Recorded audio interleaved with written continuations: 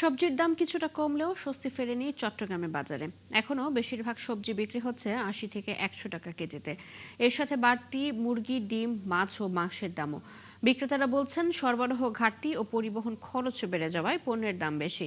তবে ক্রেতাদের অভিযোগ পর্যাপ্ত বাজার মনিটরিং না থাকায় নিয়ন্ত্রণে আসছে না নিত্যপণ্যের দাম। জহিরুল ইসলামের ক্যামেরায় আরও জানাচ্ছেন রাজীব বড়ুয়া।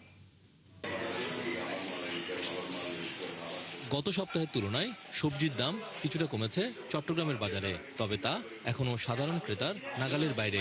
বেশিরভাগ সবজি বিক্রি হচ্ছে ৮০ থেকে ১০০ টাকা কেজি দরে। বেগুন ও কাঁকরোলের কেজি ১০০ টাকা, বরবটি ১০০, ঝিঙ্গা ৮০ এবং টমেটো বিক্রি হচ্ছে ১২০ টাকা কেজিতে। তবে কিছুটা স্বস্তি দিচ্ছে আলু, কেজি প্রতি ৩০ টাকা দরে বিক্রি হচ্ছে এই পণ্য।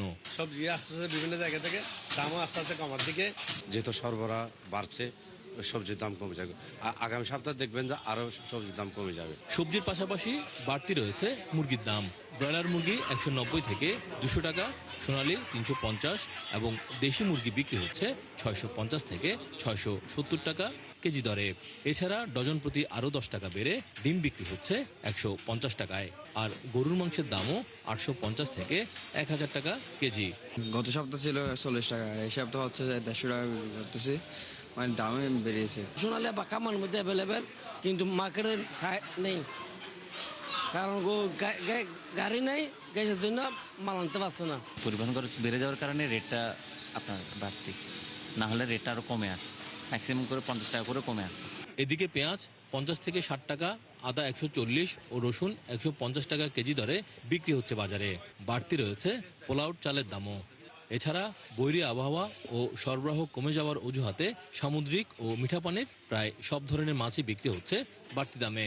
এখন মাছ অ্যাভেলেবেল হওয়ার কথা, কিন্তু ওই পরিমাণ মাছ নাই, তার জন্য আপনার মাছের দামটাও বাড়তি। বাজেট অনেকগুলোই আপনার বন্যার কারণে বেশি গেছে, তার জন্য অনেকগুলো ক্ষতিগ্রস্ত, মাছ পাওয়া যাচ্ছে না। সিস্টেমেটিক একটা ওয়ে আছে না, আমার মনে হচ্ছে ওটা নেই। এই জিনিস এই জায়গায় এই দাম এক ধরনের, আবার দেখা যাচ্ছে একটু হেঁটে গেলে দাম আরেক ধরনের। বাজারে স্বস্তি ফেরাতে মনিটরিং জোরদার করে সরবরাহ ও দামের উপর কার্যকর নিয়ন্ত্রণ আনার দাবি ক্রেতাদের। রাজীব বড়ুয়া, ৭১, চট্টগ্রাম।